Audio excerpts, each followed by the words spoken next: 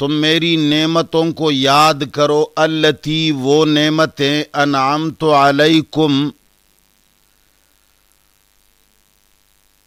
جو انعام کر دیا تھا میں نے تمہاری اوپر،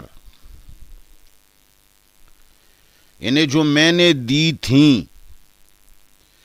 اور ان نعمتوں میں سے ایک نعمت یہ ہے وَأَنِّي فَضَّلْتُكُمْ، اور یہ کہ میں نے تمہیں فضیلت دی علی العالمین، ساری مخلوق پر، کیونکہ تمہارے اندر ہزاروں انبیاء بھیج دیے، تمہیں بادشاہتیں اور حکومتیں مل گئیں، اور تمہیں ہدایت اور شریعت مل گئی، اور تم قوموں کے مبلغ اور ہادی بنا دیے گئے۔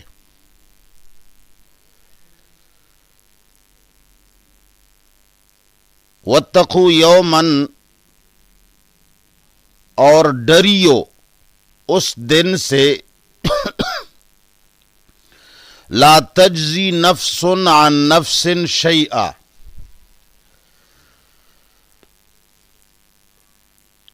یہ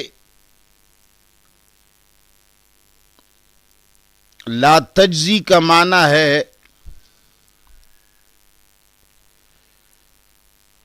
کہ بدلہ نہیں دے سکتا نفس، کوئی نفس، عن نفس، دوسرے نفس سے، شیئن، ہچ قسم، کسی بھی قسم کا، یعنی ایک نفس دوسرے نفس کا بدلہ نہیں دے سکتا۔ لیکن اس کا بامحاورہ ترجمہ بنے گا لا تجزی نفس،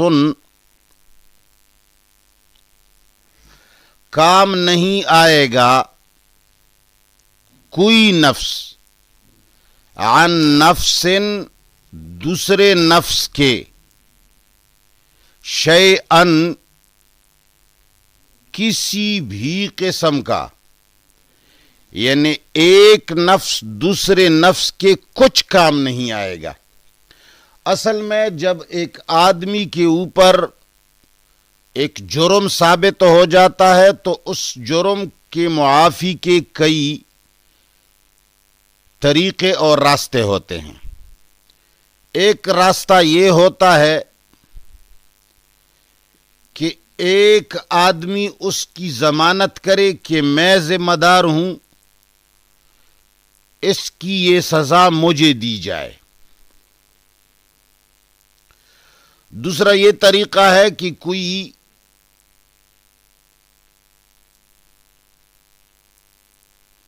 اونچی عزت اور قدر والا آدمی اس کی سفارش کرے۔ تیسری صورت یہ ہوتی ہے کہ اس کا جرمانہ بھر دیا جائے۔ تو اللہ تعالی نے یہاں تینوں چیزوں کی نفی کی۔ اس کا معنی یہ نہیں ہے کہ وہاں شفاعت ہوگی لیکن شفاعت کا فائدہ نہ ہوگا، جرمانے کا مال ہوگا لیکن جرمانہ دیا نہیں جائے گا، ایسا نہیں ہے۔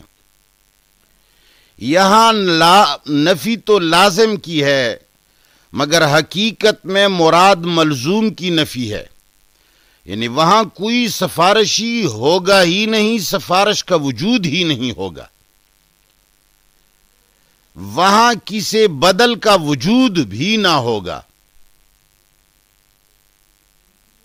تو اس لیے اللہ تعالیٰ ان تینوں چیزوں کی بنیادی نفی فرماتے ہیں۔ اور جن لوگوں نے یہ بنایا کہ وہاں ایسی سفارش ہوگی ویسی سفارش ہوگی، ان لوگوں نے اس چیز میں لازم کی نفی سمجھی ہے، ملزوم کی نفی نہیں سمجھی۔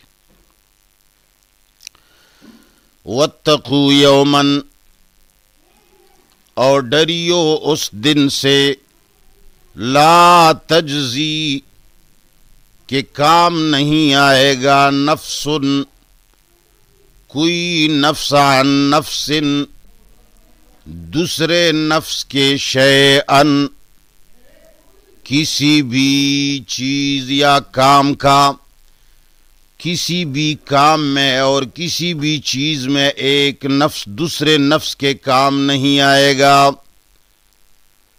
ولا يقبل منها اور نہ ہی قبول کیا جائے گا کسی نفس سے شفاعت سفارش، کسی بھی نفس کے بارے میں سفارش کا بھی تصور نہیں ہوگا.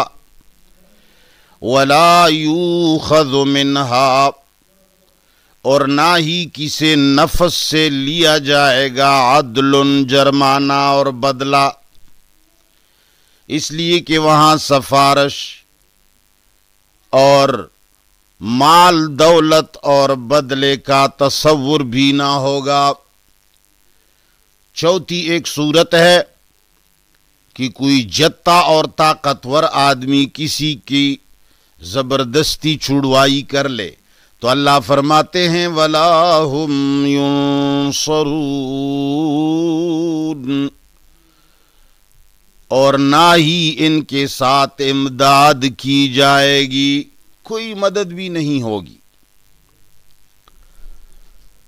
ایسے دن سے ڈرو، میرے احکامات کی خلاف ورزی مت کرو، میرے کتاب کے ساتھ دیگر کتابوں پر عمل نہ کرو، میرے ساتھ شریک نہ بناؤ، میری کتاب کے ساتھ شریک نہ بناؤ، پیغمبر کو میرا شریک نہ بناؤ. وَإِذْ نَجَّيْنَاكُمْ اللہ تعالیٰ ایک اور فضیلت کو، ایک اور نعمت کو یاد دلاتے ہیں. وَإِذْ نَجَّيْنَاكُمْ اور جب کہ